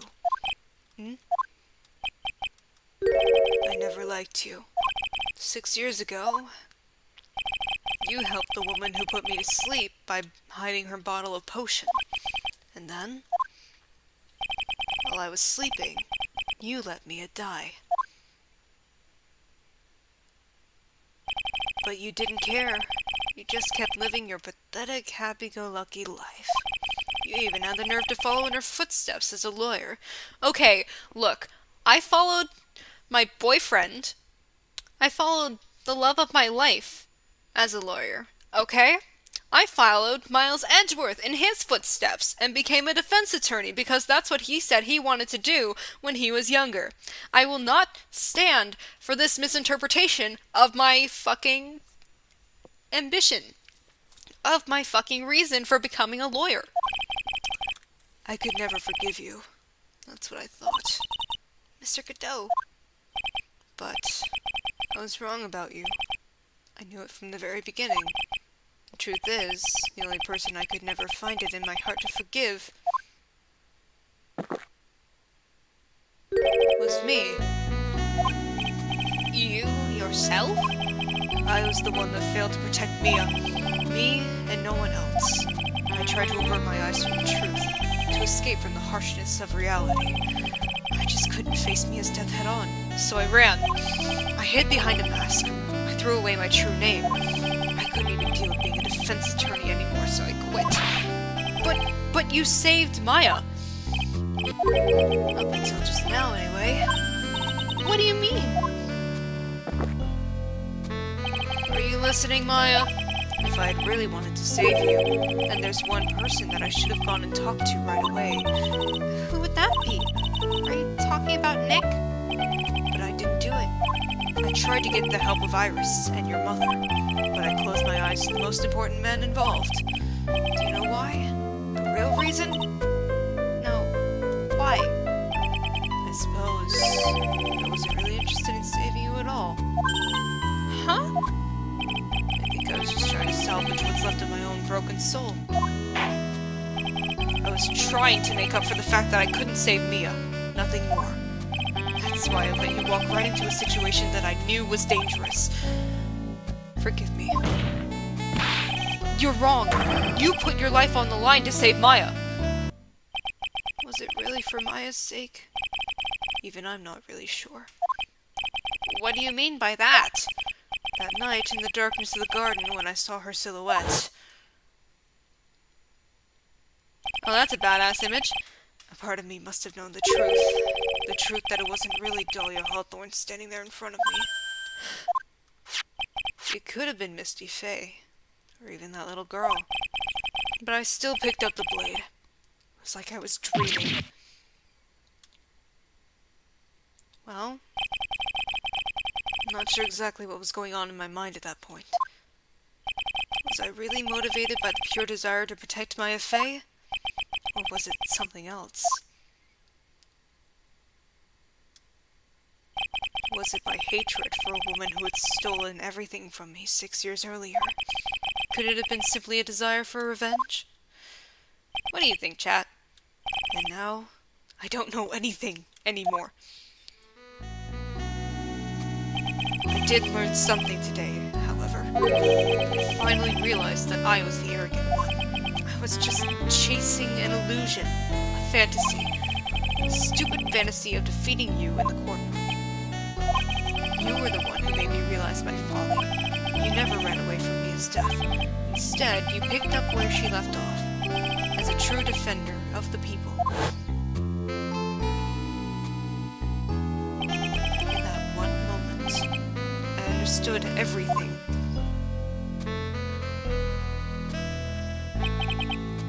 Mr. Godot.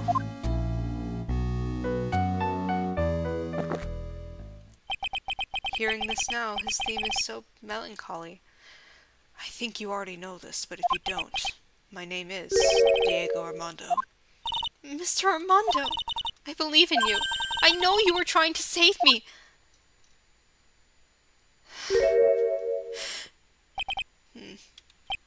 Thanks. Your wound. It's bleeding. Did you forget already? In my world, the color red doesn't exist. These must be my tears. Tears? Ever since I woke up from my coma, I think I've been waiting for this very moment. Mr. Armando. You do well to remember this, Maya. The only time a lawyer can cry is when it's all over.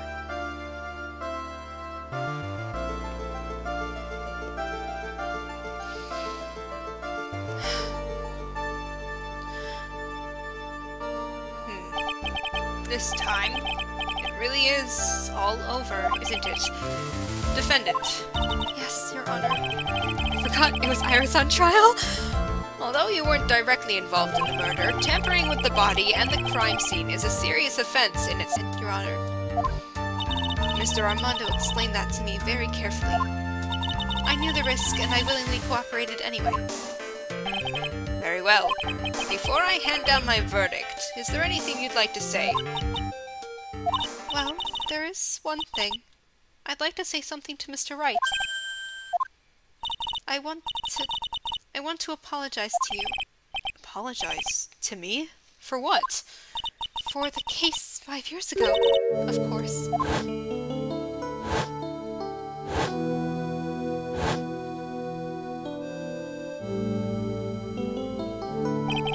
I just remembered. Weren't you poisoned by your own lover? Not exactly, but yeah, something like that. Even now, 5 years later, I can hardly believe it. She was going to do it. She was planning to kill me. It's not all that surprising. The two of you hardly knew each other. Huh? What do you mean? You and my sister, you only met twice. Huh? We only met twice. The first time you met was on that fateful day. The day she poisoned Mr. Armando in the cafeteria of this very courthouse. The next time you met her was 8 months later. You met her again on the day that she stole your cold medicine. And Doug Swallow was murdered. And Doug Swallow was killed. No way! It can't be true! I mean, during our whole relationship, we were... For those 8 months, the woman that you thought was Dahlia Hawthorne wasn't actually my sister. Huh? It wasn't Dahlia. There's only one person it could have been, then. I hope one day you can forgive me, Feeny. You mean... That's right. I lied to you. For 8 months. But why? Why would you do such a thing? Ever since she gave you the bottle that day, my sister was trying to get it back as soon as she possibly could. Because of the police investigation and their surveillance, she couldn't move about freely. So that's why you... My sister. From the beginning, she was prepared for the worst. Prepared for the worst? She thought that you might somehow discover the truth. That's why she was always ready to deal with you at a moment's notice. You mean she was ready to kill me, don't you? She already had so much to answer for, I didn't want any more sins on her soul. I begged her not to do it, and she agreed to give me a chance. And that's why you came to me. You came to get the bottle pendant back from me in her place. But I couldn't get you to give it back. I failed at something even as simple as that. 8 months passed and I still couldn't get it back from you. Finally, my sister couldn't wait any longer. She didn't consult me about her plans for you that day. It was the first time that it ever happened.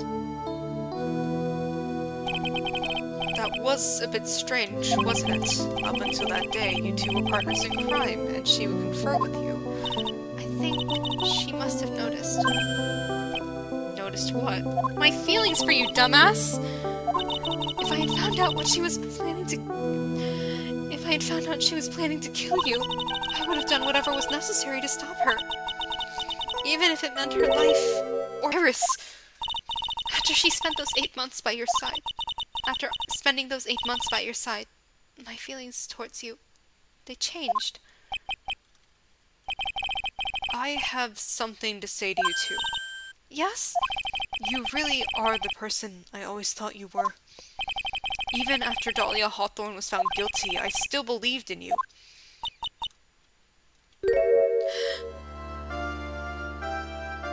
Thank you.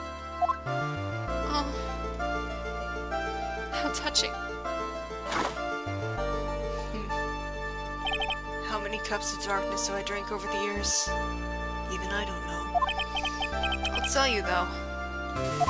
Right now, this one here is the greatest cup I think I've ever had.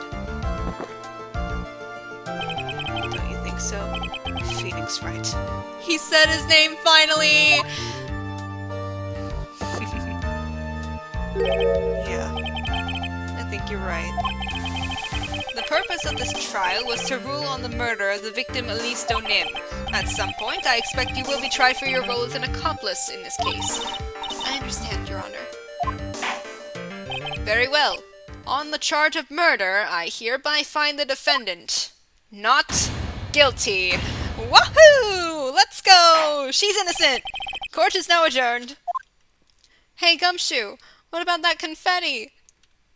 No? No confetti? No celebration? I guess it's a bit of a solemn moment, so it wouldn't have been an appropriate thing for this situation. So I guess it's all over. It's the way everything ended. Was justice really served? The man who risked his life to save Maya is being sent to prison by my own hand. Of course justice was served. Mia! I'm proud of you, Phoenix. Your defense was truly brilliant. But I couldn't save Mr. Armando, the man who cared so deeply for you. You're wrong, Phoenix. You did save Diego. You saved him in the only way possible. You mean, with that verdict? I think one day you'll understand, too. Phoenix, I want you to remember one thing. You were as good out there today as any defense attorney could ever hope to be. There's nothing more you can learn from me. Mia, you've accomplished something I wasn't able to. I owe you a great deal. Thank you. Now, I'm going to leave for 9 whole years until Spirit of Justice, lmao. Mia, I'm sure we'll meet again. Someday, Phoenix. Maybe 9 years from now? I don't know. I've handled lots of cases and seen a lot of things. And along this journey, I found myself asking just one question. What does it really mean to defend someone? I suppose today's case produced one possible answer. Oh, hi, Maya. Nick. Maya. I guess it's just like my sis said. Mia? What did she say? That night, when I channeled Mia to get her advice on what to do, this is what she wrote back in my notebook. Don't worry. Phoenix will save everyone in the end. But, come on, cut it out with that gloomy face. Can't you see? Me, sis, and I'm sure Iris, too. We owe you for everything you've done for us, Nick. Maya, how can you be so bright and chipper after all that's happened? You were brutally attacked. You even saw your mother murdered. Ouch! Franziska! Still as softy as always, Phoenix Wright. Oh, hi, Edgeworth. Excellent work, Wright. Huh? Mr. Edgeworth? When did you get back? Oh, that's right. I guess no one filled her in on that. Edgeworth and Franziska have actually been helping me. Helping you? But they're prosecutors. If these two hadn't been here on the first day of the trial, the defense wouldn't have gotten anywhere. Wow. But where were you, Nick? I heard he fell into a river and caught a nasty cold which forced him to sleep all day. Yes, he laid in bed shivering from his fever with Iris's hood pulled over his head. Oh, ouch. Talk about embarrassing, Nick. You definitely need more training. Anyway, thank you, Mr. Edgeworth. And you too. Franziska. I don't suppose... Hi, Larry. There's room for me in this group hug, is there? Oh, Larry! What's with the, longer than usual face? I realized something when I was reborn. I realized that Larry was never of any use to anyone, not even once. That's not true, right, Nick? What? You're asking me? Well, Nick, is it true? I've got a place in this world, right? Huh? Oh, yeah, of course. I knew it. Everyone would be better off if I were gone for good. No! Oh, yeah, those portraits you painted. They were really good. Isn't that right, Edgeworth? What? Me? Why are you making that face, huh, Edgy? Oh, well, yes, indeed. I certainly can't say that they lack resemblance. Do you really mean it?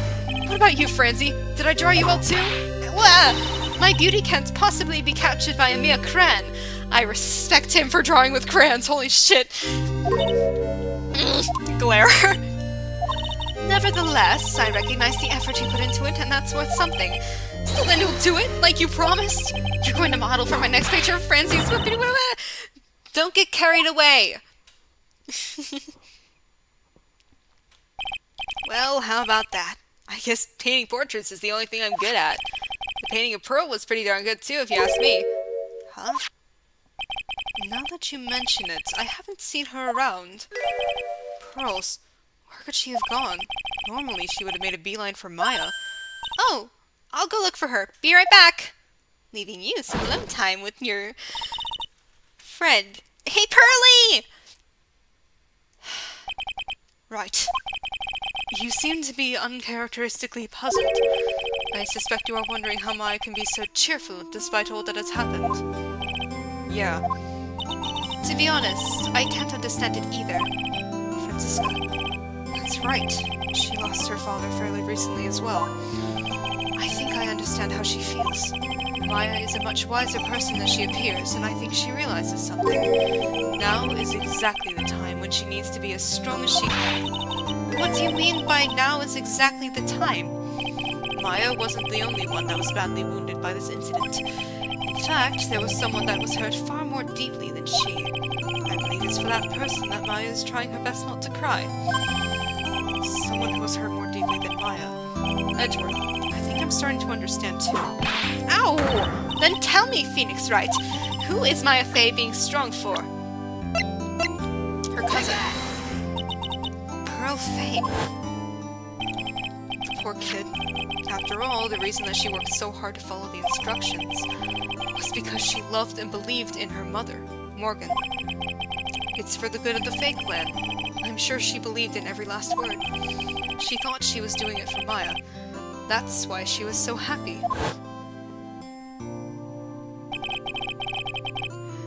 It shows how truly devoted she is to Maya.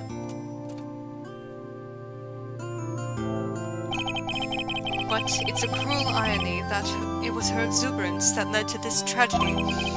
Maya Fey's mother was killed, and Maya herself was put into the deepest peril imaginable. And that's exactly why Maya is putting on a brave face. She's doing it for Pearl's sake, until she can see her smile again. Oh hey! So this is where you all were. Wow, looks like we got quite the bunch here today, huh? Ouch! What was that for, sir? Sorry about that, Scruffy. My whip just seems to have a mind of its own. What's up, Detective Gumshoe? Oh, you know, this and that. Anyway, congrats on your win. Let's go out tonight, pal. Dinner's on me. My salary's just sort of kinda gone down by a teensy-weensy bit, but it's alright. I made reservations at a first-class French restaurant tonight. Ah! Pretty good work, Scruffy. That whip was your reward. Detective Gumshoe, you said a first-class French restaurant? You don't mean... Très bien! Where else? I knew it. We're doomed. Come on, let's go, everyone. Can't keep Maggie waiting, pal. Hey, you, crybaby, you're invited too. Oh, forget about me. Pearl and I will be at the loser's shack eating potatoes. You know, Maya is taking an awfully long time to get back. She's still out looking for pearls. Oh, Maya, what's wrong? Nick, what do I do? Pearlie, I can't find her anywhere. Huh? I'll bet she just went back home. That's all. I thought so too, so I called the village. But no one has heard from her. This has never happened before. As I figured, she has been badly hurt by this incident. She feels responsible for the tragedy that has befallen you, Maya. But none of this was her fault. What should I do? Detective Gumshoe. Yeah, what is it, pal? Could you guys go on ahead? But what about you?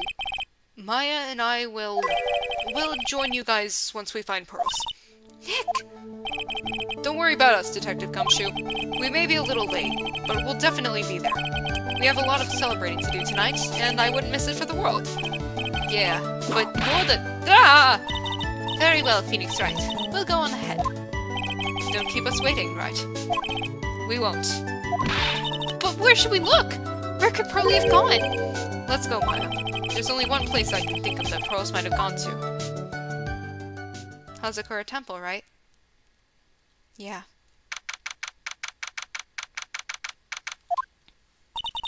Hazakura Temple.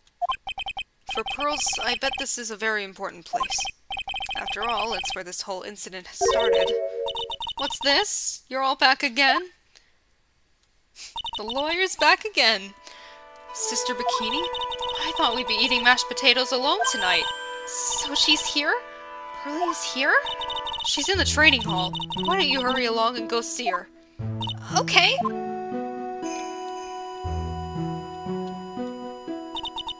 Pearly's not here. Ah! Maya, the hanging scroll! Ah! Someone cleaned it off. It's gotta be Pearl's. Ah! Mystic Maya! Pearly! Why did you just leave like that? Mystic Maya! Mystic Maya!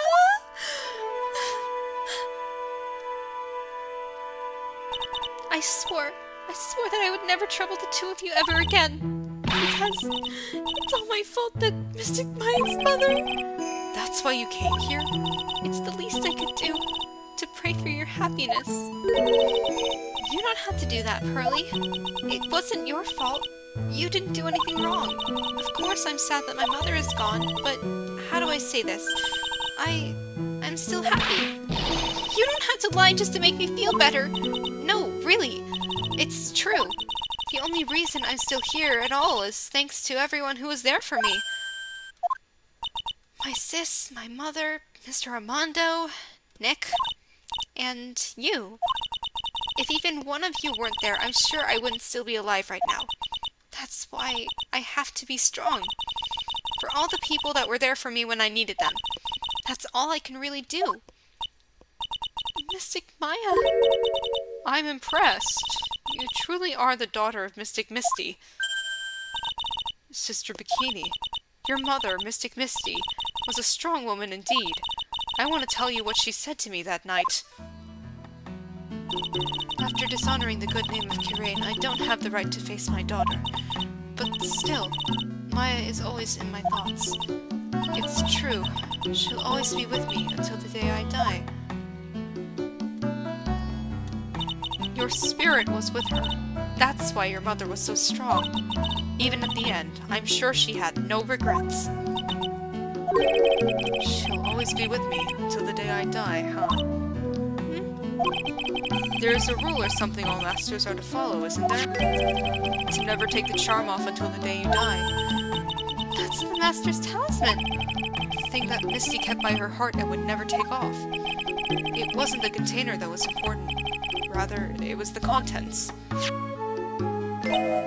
That's... a photo? Mother... Let me guess. It's only natural for living creatures to fight to protect their own lives. But what makes us human is that we fight for others. But who do you fight for? How hard must you fight? That's the true measure of what human life is worth. We defense attorneys are warriors who are constantly challenged by that question. Oh, look at them. Daddy Mia and baby Maya. Even when the battle is over and the bonds that connect us are severed, we always return, time and again. Mia, Maya, Pearls, Mr. Armando, and Maya's mother, too. I learned that from all of them.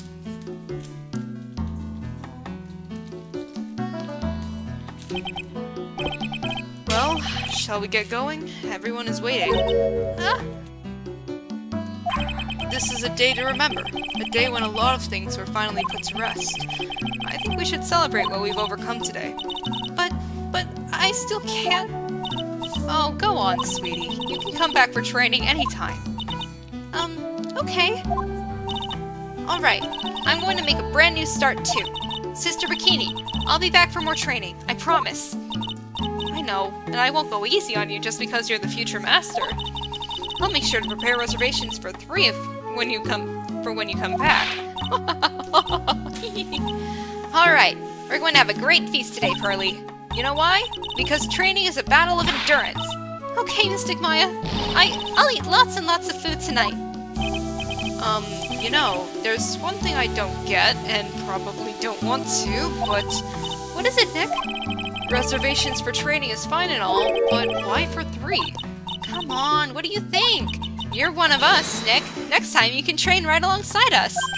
But I thought only the Fey women could do that. Huh? I'll be waiting for you. Sister Rakini will take special care of you. Huh? Huh? It'll be great, Nick. We're going to do the special course, naturally. Huh? Huh? Huh? That's a great idea. After all, Mr. Nick, you'd do anything for Mystic Maya, wouldn't you? Even walk on hot coals, right? We'll have a nice big meal before we come next time, right, Nick? You know, I was wondering if I can say just one little thing. Sure, of course you can. Oh, I love this part. I can't wait to hear it. I'm getting goosebumps too. Well then, here goes nothing. Objection! Objection!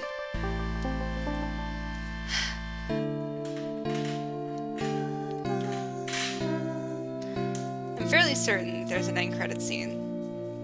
And stuff during the credits, obviously. I'll really have to work extra hard now. Master Curane and the office manager of Wright & Co. Law Offices, and I have to be a good big sister to Pearlie and Nick too. Well, as long as I'm not locked up or captured or something like that.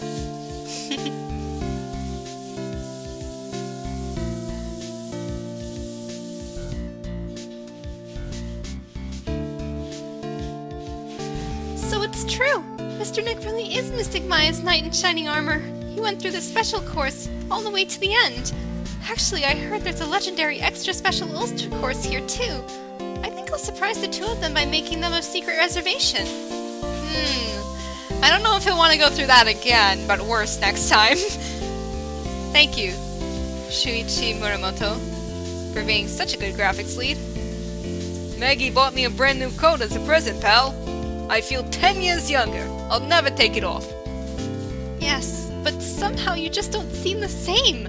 I guess a dirty, shabby old overcoat is just more detective-like, sir. Don't worry about it. In the name of love, a man will soil himself silly. Don't say that. Thank you for the wonderful graphics. Oh, hi! Mr. Wright, I am once again in your debt. Thanks to you, the Treasures of Curane exhibit was a great success. I even got to see Miss Von Karma, who I hadn't seen for almost a year. She taught me how to use a whip and said that I must show you what I've learned. Yes! Honestly, girl boss, let's go.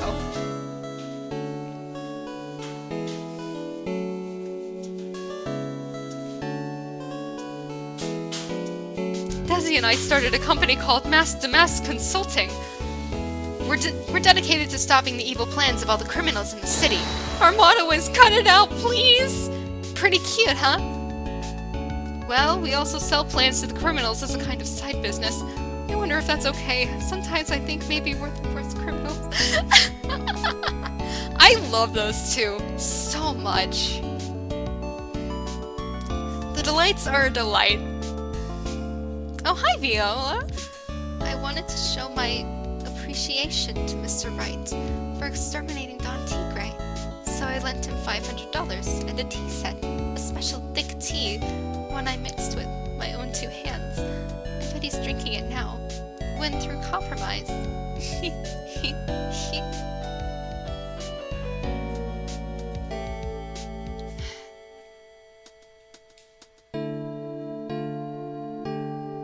Oh, hi, Victor.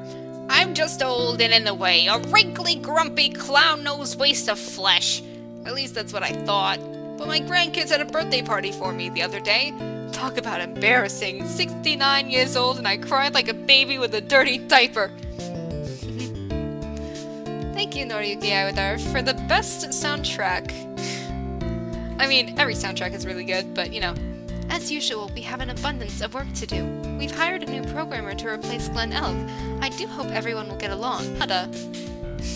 As soon as I heard his name, I knew our brain circuits would align perfectly. Because palindromes. Akemi Kimura, thank you for the sound effects! My reporters?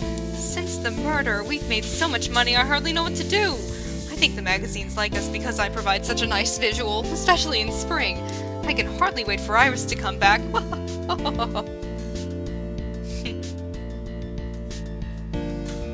And special thanks to Masahiro Okamoto and Katsumi Muragana. And also, Kumiko Suikane. You've turned into such a respectable man, Phoebe. It was so sweet of you and everyone else to come and visit me here the other day. Of course, I was happy that you constantly had your eyes on me, but I felt kind of bad when the little one slapped you so hard you got a nosebleed. Pearly! What the hell? Objection! Thank you to Ben Groman Judd for voicing Phoenix Wright. Objection! Thank you to Seon King for voicing Miles Edgeworth. Objection! Thank you to Christina Catano for voicing Mia Fey.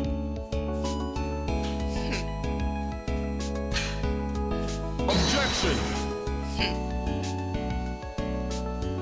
What's this? I'm back from a long and tiring vacation and no one is here to greet me. I guess while I was gone, my little whippersnapper buddy quit and now I've got no one. And what kind of lonely, crazy security room was this supposed to be anyway? What with all the flashing lights and switches? I feel like some sort of space alien. And now what am I going to do with all these macadamia nuts I bought back for everyone? If I bring them over to Echino, I know exactly what to say the moment I see them. I'm afraid I can't accept these or something like that. Oh, when will I ever find a gentleman treat me like a refined lady? Rat-a-tat-tat-tat-tat. Thank you, Atsushi Inaba, for being an excellent producer. Oh yeah. I finally found something I love to do. Franzie's Whippity Whip trip is gonna turn the art world on its head. I should have realized it sooner. Self-centered, lazy, and antisocial. I'm an artist. A really good portrait artist. I'm not a loser after all! By the way, when it disconnected, it just said that Janet Sue, the localizer for these games, it played Franziska. Oh, look at his sketch! Yes! Very sweet. Oh yes. Oh yes. Oh yes. Man! Why is Larry actually such a good artist? Thank you for joining me. A lawyer only cries once it's all over. Thank you all for joining me for Phoenix Wright Ace Attorney Trilogy.